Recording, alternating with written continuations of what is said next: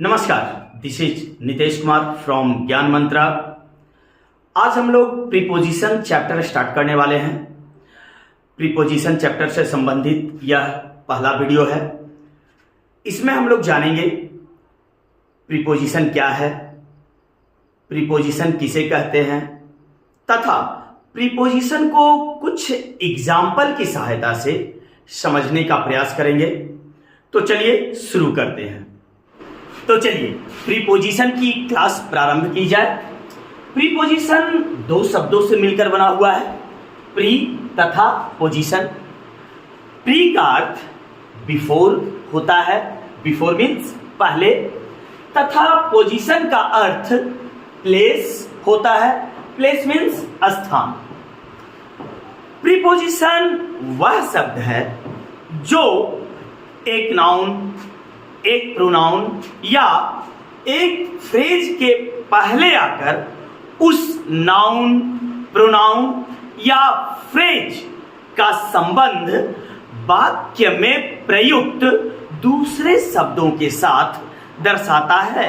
Preposition को definition की सहायता से, परिभाषा के माध्यम से समझने का प्रयास करते हैं कि प्रीपोजिशन क्या है। What is preposition? हमारा डेफिनेशन कहता है a preposition is a word that links a noun, a pronoun or a phrase to other words in a sentence। मतलब प्रीपोजिशन एक वर्ड है, प्रीपोजिशन एक शब्द है जो जोड़ने का काम करती है, लिंक करने का काम करती है एक नाउन को, एक प्रोनाउन को या एक फ्रेज को to the other words in a sentence, sentence में प्रयुक्त दूसरे शब्दों के साथ।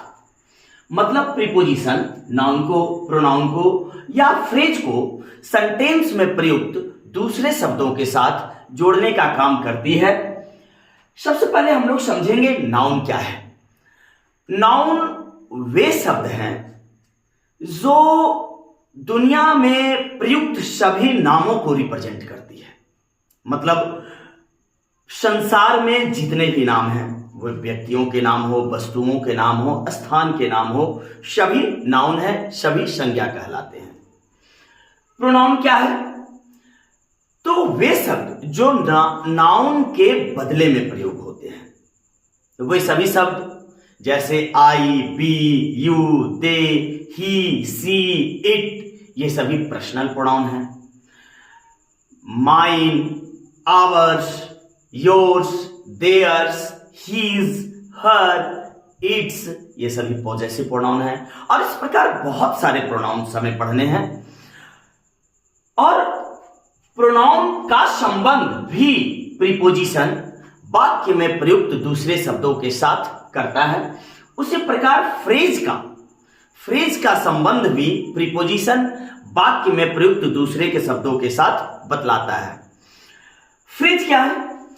तो एक बार फ्रेज को भी समझने का प्रयास करते हैं। तो शब्दों का वह समूह, a group of words which gives a sense, जो हमें सेंस देता है लेकिन कंप्लीट सेंस नहीं देता है। वे शब्दों का समूह जो sense they, a group of words which gives a sense but not complete sense, जो हमें सेंस दे लेकिन कंप्लीट सेंस ना दे, फ्रेज कहलाता है। फ्रेज में ना ही कभी सब्जेक्ट होते हैं और ना ही कोई मेन वर्ब होता है।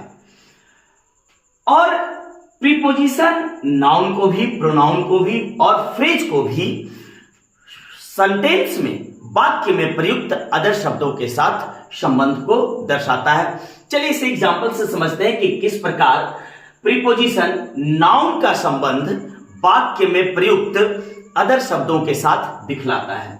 जैसे मैं पहला एक एग्जांपल ले रहा हूं। A boy is in the room। A boy is in the room, एक लड़का रूम में है। तो यहां a boy एक नाउन है, in एक प्रीपोजिशन है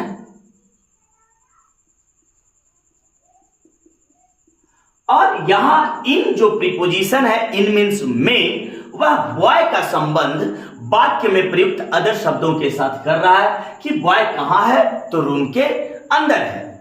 तो यहां इन एक प्रीपोजिशन एक नाउन का संबंध वाक्य में प्रयुक्त दूसरे शब्दों के साथ कर रहा है। उसी प्रकार देखते हैं कि किस प्रकार प्रोनाउन को प्रीपोजिशन वाक्य में प्रयुक्त दूसरे शब्दों के साथ संबंध दिखलाता है। जैसे एक दूसरा एग्जाम्पल मैं लेता हूं, he is in the room. वह रूम में है, वह कमरे में है। यहां ही एक प्रोनाउन है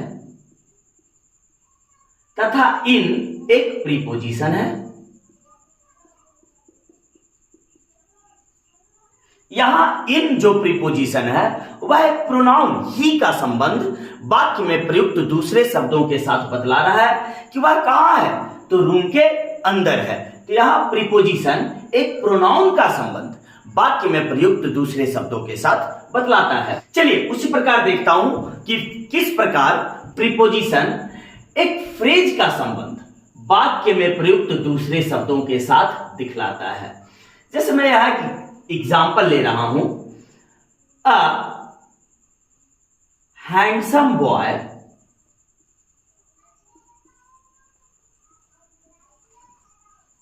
is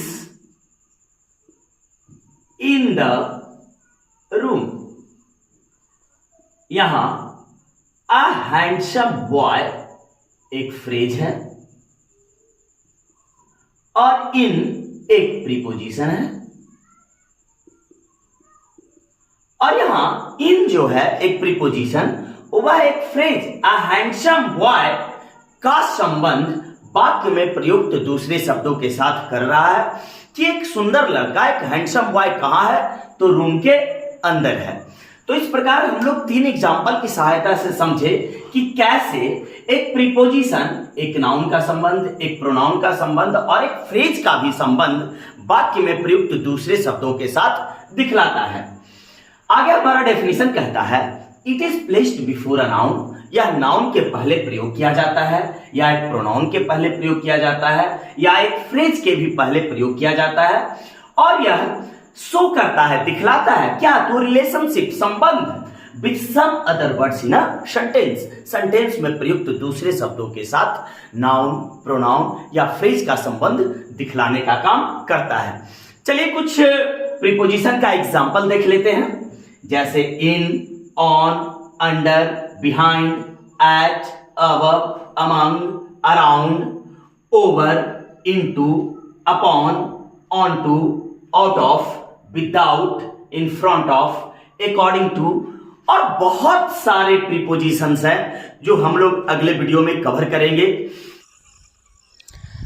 वीडियो अच्छा लगे तो लाइक कीजिए, चैनल को सब्सक्राइब कीजिए तथा शेयर करना ना भूलें।